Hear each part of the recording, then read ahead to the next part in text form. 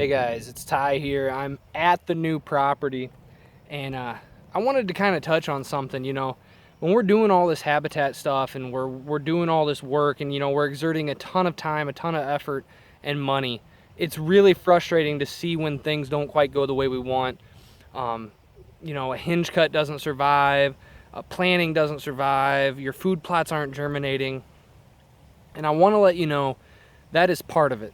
That is part of the ups and downs and the joys of hunting, and it's the same thing in habitat work. Every time we go out there in the woods, we're not guaranteed a deer when we're hunting, and we're not guaranteed a hunt's going to go as we plan. And each one of us have been in a hunt where it seems like everything's coming together, and then something just blows up, and that deer's long gone, or you miss a shot, or you don't recover a deer sadly, or something like that. Things happen. Habitat work is the same way, almost even more so. You can't control the weather. Only one man upstairs can do that, and he doesn't work on our time schedule. And I'm right by a Norway spruce that we planted a while back. You guys kind of saw us do that, and we planted over 80 of these things, and it was looking extremely promising. We planted them right before rain. It rained for 3 or 4 of the next 7 days. It at least provided an inch of rain, or almost an inch of rain, each time it rained, and they got a humongous kickstart, which I think did good. I think whatever survives, it's going to be thankful. It's going to be attributable to that first couple weeks that we planted them. But the last few days, the last week, it's been really, really dry. We haven't been getting rain, and I'm starting to see a bunch of these turn brown. And sadly, I'm really starting to see the mortality rate that we would have expected, or at least what I suspect is going to be the mortality rate is going to be about 50-50. I'd say right now, if it rained this week and to kind of get back in it, we'd probably have about 80% survival rate, but some of them are dead, and some of them are right on that cusp. So, but that's part of it. That is something that you cannot plan for. You can't control the weather. You just got to try to plant when you can.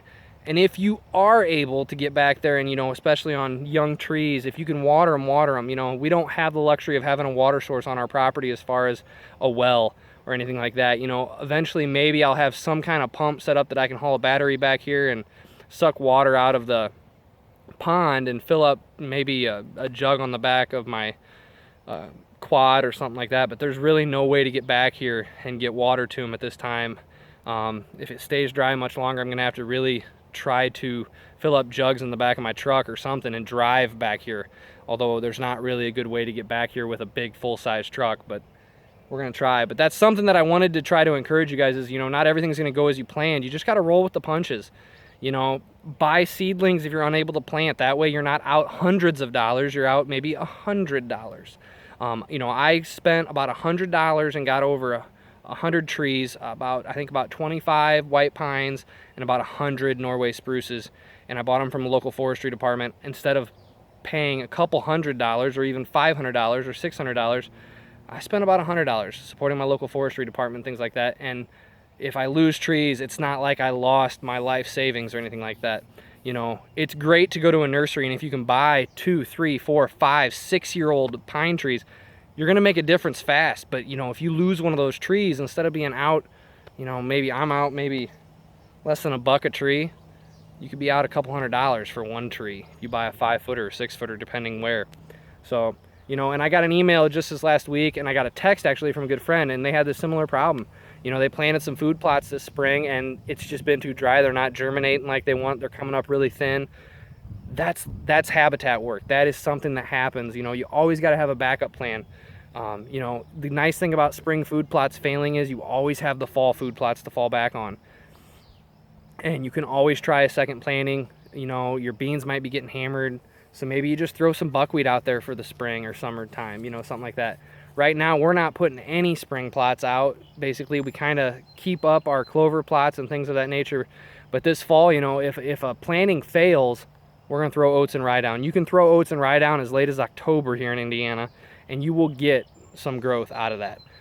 It germinates really easy. Its soil tolerances are a lot more vast, meaning that it can handle a lower or higher pH scale. It can handle nutrient deficient soils a little bit better. Sure, it's not going to grow as lush, but that's something that you going into it, that this may not succeed. I got to have a backup plan. yeah, I'm just changing some cards. I brought a jug of spray. I've been walking around spot spraying, sprayed an entire little food plot location.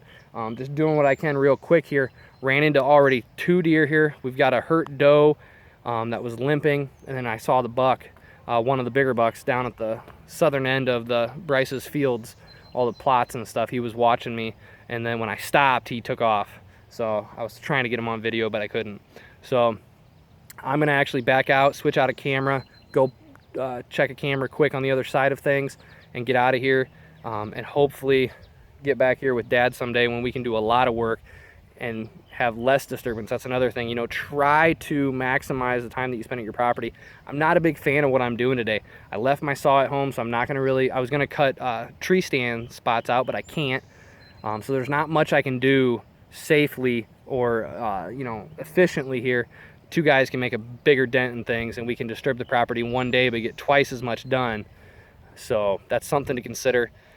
Yeah, this is Ty. I'll bring you some photos from the new property. We've got a lot of pictures to go through when I get back home already.